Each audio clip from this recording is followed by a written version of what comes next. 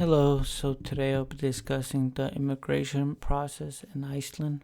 The first part of this video will discuss the immigration process for EEA and EFTA citizens, nationals.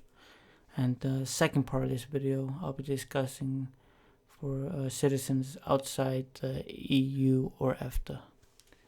So first things first, you need to get your Kennitala.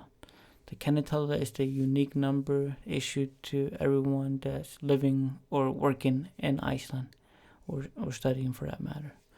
Um, well, if you're an EEA or EFTA citizen, you're in luck. You are allowed to stay in Iceland for up to 3 to 6 months if you're actively seeking employment.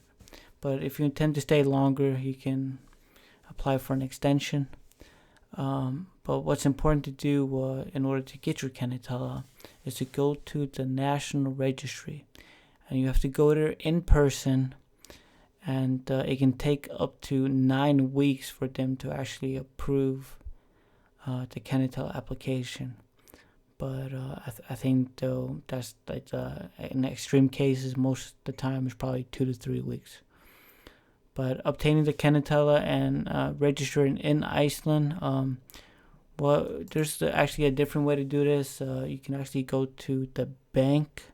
Not all banks do this, but Arion Banki and Icelandsbanki do provide a service, and in which you give them power of attorney, and they will apply for the Kennitala on your behalf. The banks do take about an 8,000 krona fee for this process, and it's usually a requirement that you open an account with them. And if you're going the bank route, you would have to have your EU passport, proof of address in your home country, so just like a water or utility bill or bank statement that proves your address. And the bank would also probably need, depending on which country you come from, your tax identification number or TIN number of whatever country you come from, according to what's stated in OECD Common Reporting Standard.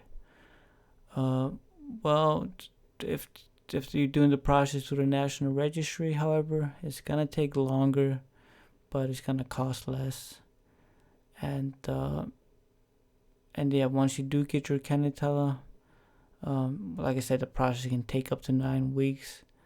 But yeah, and you also have to prove that you have enough funds to support yourself during your stay within Iceland. Now, I'm not sure about this amount, but I think it's anywhere from like 2 million kronas. Don't quote me on this, but yeah, just do your research. But it's a pretty substantial amount you actually need to have. So yeah, so that's for the EE and EFTA nationals. But however, if you're coming from outside of Europe, there's a lot more bureaucracy, and you'd actually have to go to the Directorate of Immigration before moving to Iceland, not the National Registry.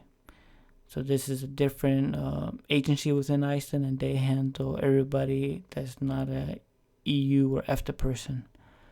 And yeah, you would have to prove to them that you can support yourself, or if you have an employment contract. And this process is usually a lot more complicated.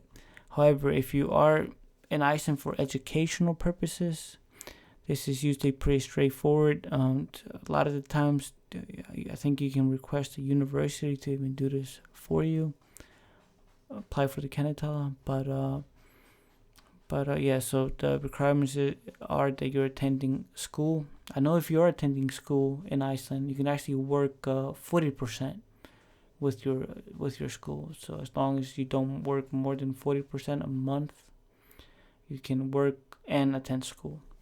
And the other way is if you get employment.